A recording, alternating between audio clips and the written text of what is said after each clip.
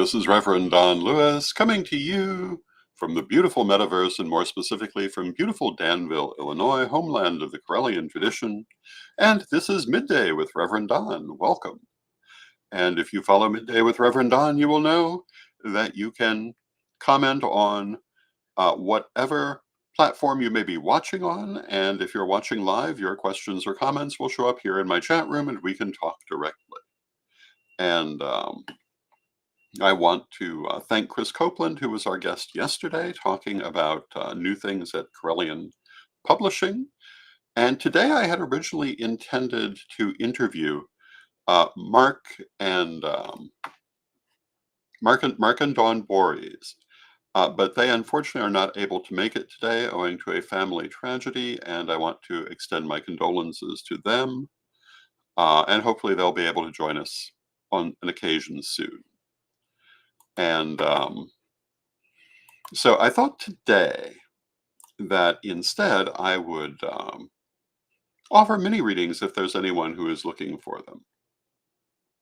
And otherwise, I will talk about psychism in general in my career as a psychic. And of course, I've talked about this at great length. And hello to Renee and hello to Antonio in the chat room. But I figure we'll deal with it again.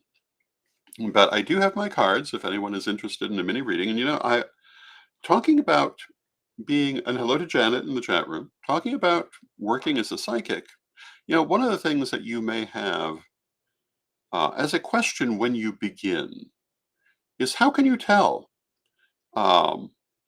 if you're doing well? How can you tell if you're giving people good readings? And one of the primary ways to do that is if people come back to you. Anyone may come and get one reading from you, and you'll never know really how they felt about it. I mean, they may say, but as a general rule, they'll be complimentary just to be polite. But if they come back a second time, you know that they were pleased. And if they come back over the course of many years, you'll know that you're doing well. A couple of days ago, I read for a person I've been reading for since the late 1980s or early 1990s, decades. And, I'm just so happy, one, to have friends and acquaintances that I've known that long, and to have people who are still coming to me for readings after that long a period of time. And I think that is a great joy in life. Now, Renee says, I would like to know if I will be in contact with my friend that I'm trying to contact. So let's go ahead and do a mini reading for Renee, and whether she will be in contact with the friend she's trying to contact. And I'm shuffling the cards. You can't really tell, but I am. I've got them here. And, I've often remarked that the one problem with doing these mini readings is that you can't really see us shuffling when we are on this format. Although at night you can often see the shadow of it, and you can sometimes hear it. And then what I'm going to do is draw 3 cards for Renee. And our first card is the Page of Wands. I'm sorry, the Page of Swords, followed by the 8 of Wands, followed by the 5 of Coins. So the Page of Swords is careful communication. With the Page of Swords, I would say, well, one, looking at all of these, I think you probably will, but think about what you're going to say. Be prepared for the meeting, and say what needs to be said, but also be mindful of what perhaps should not be said. And just make sure that you're using your communication in a thoughtful, intentional sort of way. The 8 of Wands suggests that the answer is most likely yes, and most likely soon. So I would think that this will happen and that you will achieve contact, and it's followed by The Five of Coins. The Five of Coins says it may not be what you hope it is, but will it happen? I think yes. I'm going to draw one more for you rather than leave it on the Five of Wands. And I've drawn the Ten of Coins, or yeah, rather than leave it on the Five of Coins, I've drawn the Ten of Coins. The Ten of Coins is actually a very positive card, and I think what I would say, I think you will make contact with your friend. Um, I don't think it'll be bad, but I don't think it'll be entirely satisfying. But everything else is good. So enjoy the good things that are there. With the friend,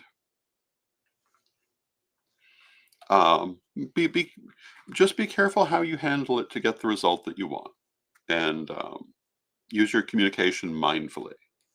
And hello to Zane in the chat room. It's good to see you, Zane. And that, of course, is an example of a mini reading. And if you follow this program, you've seen me do plenty of them.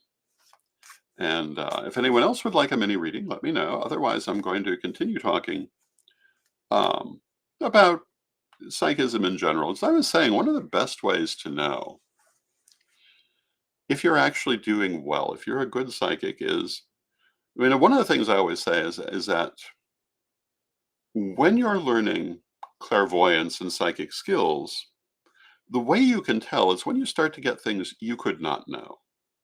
When things start to happen that you could not have predicted, but you have been told. That's one way to tell that you have created a good connection. When we're talking about professional reading, it's when people come back.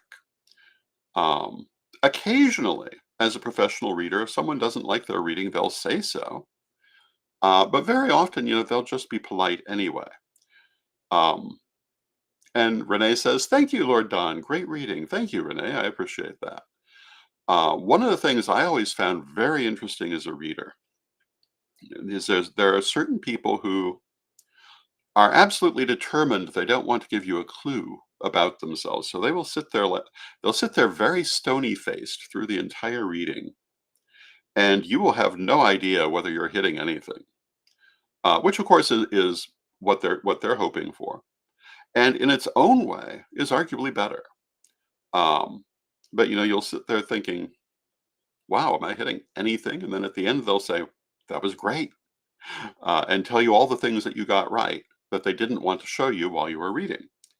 And there is something to be said for that, because I find that readings work best when you don't know anything about what you're reading for. As a general rule, when I do readings these days, I don't even ask people what they might like to know until we're well into the reading. I will ask if there's anything else they would like to know. Very often there's not. It's already come out. And hello to Kim in the chat room. And Kim says, "I would love a mini reading." So it's good to see you, Kim. So let me shuffle the cards for Kim, and we will draw 3 cards. I understand there's a possibility we may see you at lustration. If we do, that would be wonderful. And of course, if it turns out not to be possible, we understand, but hopefully it will. And Kim is someone I have known, again, for like 30 years, and would be great to get to see her.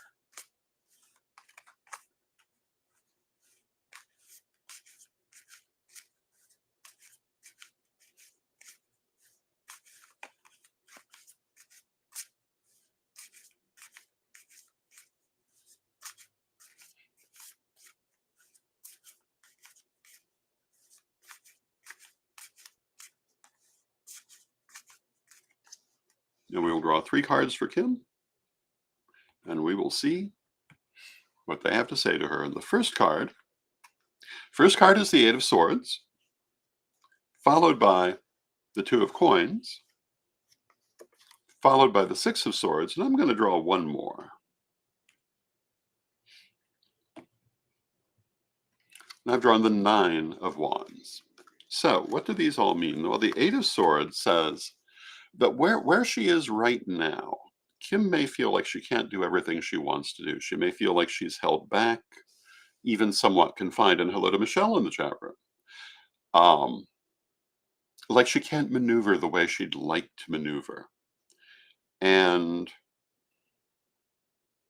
while this is a genuine feeling, it isn't necessarily a genuine state. If you try to think outside the box, you may find there are more options than you realize. And if you look at the card, one of the things about this particular illustration, you'll see that the figure, I mean, they are bound, but only kind of loosely, and they're surrounded by swords, but only from the back.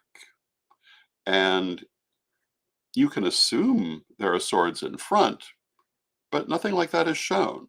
And so part of the interpretation of this particular card is that what seems like confinement isn't nearly as true as it appears. And if you can overcome the feeling of being held back, you may find that you're not nearly as held back as you think. And hello to Steve in the chat room. With that, we have the Two of Pentacles. And the Two of Pentacles is being very, very busy. And hello to Nikki in the chat room.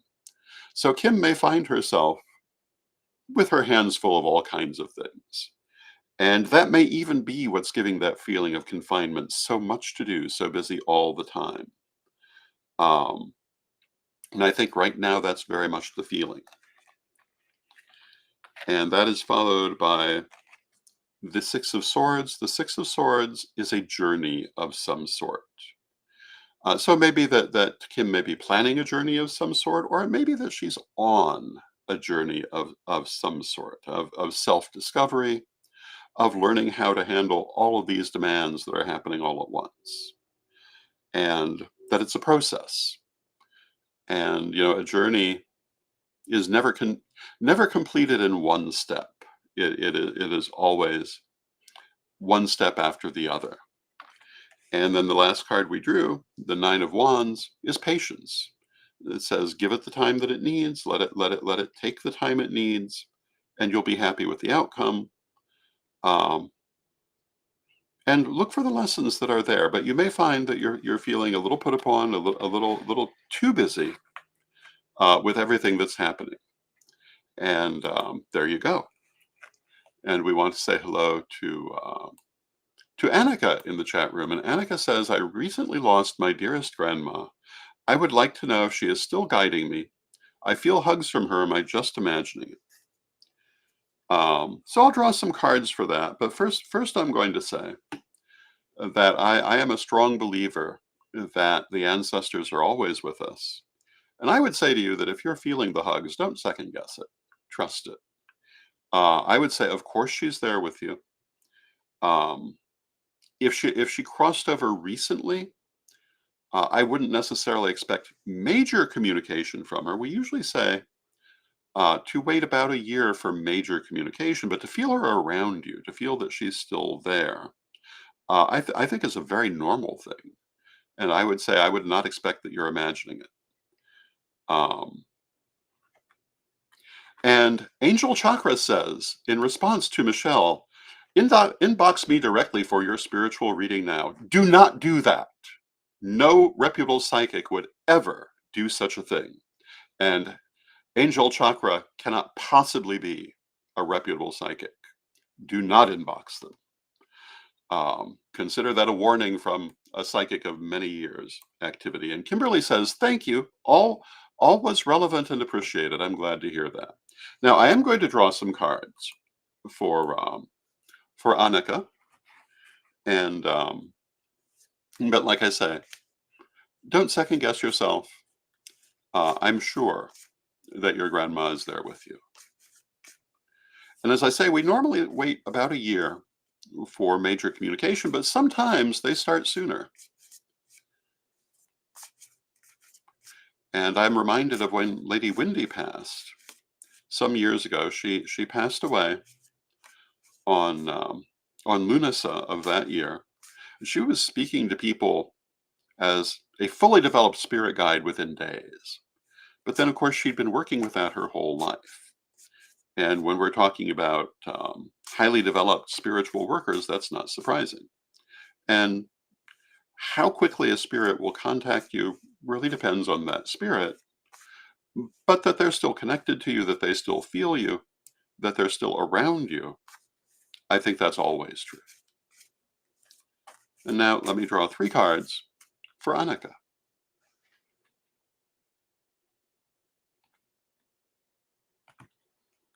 And the cards we've drawn are the 9 of Cups, the 7 of Wands, and the Chariot. And the simple answer to this is they agree with me. Yes, of course she is there. The 9 of Cups is the wish card, and it means that what you would want in the situation is what you will receive. And I would assume the answer to this is yes, you want her to be there. And the cards are saying yes, she is. Um, the 7 of Wands says it's victory after hard work. I would say that for strong communication, it will take a little while to develop it, but that's normal. We have to build those relationships, and the Chariot is going forward. So the cards agree. Yes, absolutely, she is there. So trust what you're getting. Trust your feelings, and know that that connection will always be there for you. Now, going back to that little side subject, I see online all the time people saying, inbox me for your reading or so forth. Real psychics don't do that. That's I don't know of anyone who would consider that reputable. Most psychics won't even do that in real life if they get a message for you, although it depends. But they won't come up to you and say, "You need a reading from me." And hello to Heather, and Annika says, "Thank you so much." Um, there are certain things that you do as a professional psychic. Um, some people feel that even if you get a message for another person, unless they have come to you for a reading, you should stay silent. Other people believe that you should give it to them, but they won't do it like that. Um, they're more likely to say, I'm sorry to bother you. I'm a psychic. I got this message, so I'm offering it to you. Take it for whatever it means to you. But you do not walk around propositioning strangers um, in that way. So if you get a message like that online, my very strong advice is totally avoid that person. That's not what a professional psychic would do, nor is it what an amateur psychic would do. Um, because while an amateur psychic might not know that's a disreputable thing, a disreputable thing exactly, they'd not phrase it that way. Um, so, one thing I have to say about psychic work is that there are reputable people and there are disreputable people. Years ago, I remember the Tomato Lady of Elgin. And the Tomato Lady of Elgin was a so called psychic who would always find a curse on people. And I believe what she would do is she would rub a tomato over them um, and open the tomato. And I think she'd find a plastic skull inside or something like that. And for $1,000 that she would burn in the graveyard, she would take the curse off of you. And she wasn't taking the money herself. Oh no, she was burning it in the graveyard for the spirits, but you couldn't be there to see it. And she was properly prosecuted for fraud because, of course, she was simply taking the money. And you hear about that kind of thing a lot. Um, and it is not a good thing. It's one of the things that often brings psychic workers in general into disrepute.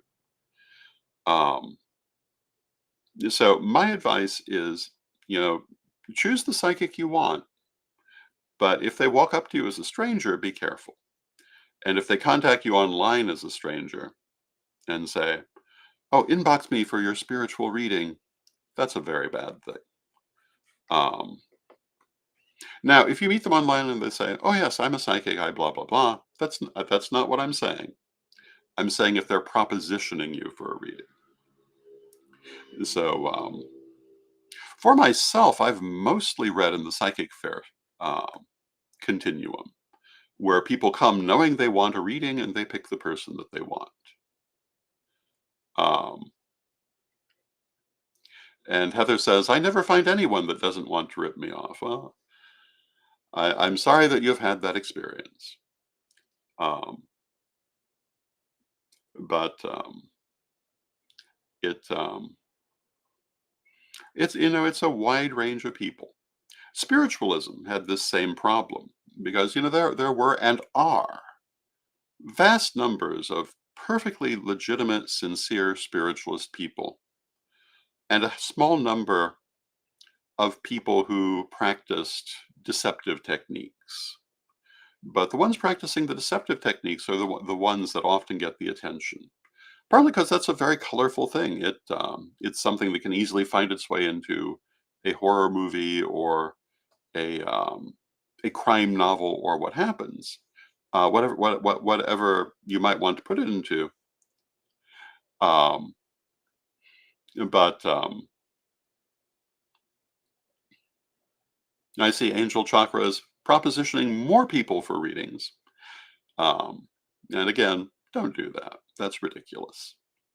Um, but yeah, most people who practice spiritualism are quite sincere, and if you work with them, oh, let me just take a moment and see if I can find. Well, I'll make sure this person gets blocked after the show, but I'll just say, watch for angel chakra, and do not deal with this person. I strongly advise against it. Um, Now, if you're interested in finding a reader, um, obviously, if you're drawn to someone, that's one way. Lots of people are working online these days, or you can go to a psychic fair, including online psychic fairs, and just see who draws you. And as a general rule, it's not terribly expensive, and and see if you feel that you get a good reading. As I was saying earlier, the for the psychic, the way to tell is if people come back to you. For the client, the way to tell is, well, does it hit? Are they telling you things that work out over time? Are they telling you things that fit situations they don't know? Those are how you can tell if you have made a good choice. And Michelle says, word of others is often helpful, trustworthy people. And yes, in my experience, usually when people want a psychic reading, if they have friends who are also in the spiritual community, they'll ask for opinions, and and people will usually have someone they have worked with, and that's a good way to find someone. And it is worth saying that different people will have different experiences, and it's also worth saying that everybody will have good days and bad days. And some people will have a better connection with one person than another. I had one client who came to me for years and years, and I could read events for her literally down to the minute they were going to happen. I don't do that for anyone else. I've never been able to do that for other people. But for her, our connection was so strong that I had that level of accuracy for her. It was quite amazing. To me, it was amazing because I don't normally do that. And any reader, no matter how good or how bad, will have times when they're not going to get it right. That's part of the art. One of my favorite stories, I used to do a channeling group in Evanston for a lovely group of ladies. And one year they invited me to their Thanksgiving dinner, or the hostess invited me to her Thanksgiving dinner, and also another psychic she regularly saw. And as the dinner was going on, the hostess remarked that I think she was talking about how generally pleased she was with the psychic's reading, but she had predicted that she would become a grandmother by this time of year, and nothing had happened. And the psychic's response was, "Oh, well, I guess I was wrong." And that's exactly the attitude you should take, because sometimes you're going to be. Things may change, people may make other decisions, people may actively choose to change what's coming. And so you cannot expect that there'll never be a time that you're wrong. and you take it with grace. And the aftermath of the story is that within the following week, the hostess found out that her daughter was in fact pregnant, and the psychic had not been wrong. But that was a rather unique experience. And if you meet someone who tells you they're always right, be a little cautious of that too. Some psychics do have a higher level of accuracy than others, but nobody's 100% right. It doesn't really come with the territory. Um, or at least that is my opinion on the subject. Um, it may vary if we're talking about oracles as opposed to your ordinary psychic reading. That might be another topic. I have found the oracles of the ancestors, in my opinion, the oracles of the ancestors that we use in the Corellian tradition have been overwhelmingly accurate, but occasionally misinterpreted. But usually, when what we expected them to have said turned out not to be accurate, we looked at the wording again, and it actually was. It was our understanding that was mistaken. But when it comes to general psychic readings, some people will have better connections than others. Some days will be better than others. Um, and some people will just have a better bond with certain people. So you want to trust your heart. You want to trust your own feelings. You may go to this psychic who's highly recommended and has a great reputation, and it turns out they're just not for you. And you want to trust your own feeling on that. You may go to someone that nobody likes and find they're great for you. Again, trust your own feeling. I remember once talking to someone who was criticizing a particular psychic, and I had no trouble telling who she was talking about because this person had a very stylized image, and she felt this person was a total fake who was never right. In my experience, she's one of the best psychics I ever met. Um, so it goes to show different people are going to have different experiences. And, but one of the things I always say is if spirit tells you to sell everything you own and go buy lotto tickets, don't do that. That's not a legitimate message, whether you bring it through yourself or someone else brings it through. And um, you always want to take everything with a little grain of salt because, anyone can have a bad day. There can always be a misconnection. You can always misunderstand. They can misunderstand. And, oh, and we've got another one. Fiery Express Tarot. Um, and Fire Express Tarot says, I'm feeling something about your relationship. No, Fire Express Tarot is not feeling anything about your relationship. Avoid this person at all costs. Do not answer that message. I'm going to have to find out what page these people have come on because we mostly avoid this sort of nonsense. But it is a sign of success that we have people spamming the page. So I can't really complain, but I hope that you've enjoyed this program. Those of you who got many readings, I hope you enjoyed them. I'm going to be back tomorrow. Tomorrow will be our weekly roundup when we will talk about the stories of the week. And there are some interesting stories this week. There's the story of the orangutan and the medication, and numerous other interesting things we'll talk about. But today, I think ultimately our message today has been about, what is a reputable psychic? And a reputable psychic is not someone who answers random comments on the internet by propositioning you to come get readings. Never, ever respond to such a thing. It is a sure sign that you're dealing with a scam artist. And as a professional psychic, I hate to have to say such a thing. And I wish we didn't have such people, but they are out there. So, with that, I want to thank you for joining me. I'll see you tomorrow, and let us close with our prayer, as we always do. Divine Mother Goddess, Divine Father God, beloved ancestors, we thank you for all that you do for us in our lives. We ask you to continue to be with us and guide us. We ask you to help us to maintain our connections to our loved ones in spirit. And we ask you also to communicate with us, to give us the guidance we need, either through ourselves or through trustworthy people. Beloved Mother Goddess, beloved Father God, beloved ancestors, we thank you with great love and with respect. And from respect, we thank you for your presence, and may you be blessed now and always. And I thank you for your presence. May you be blessed now and always.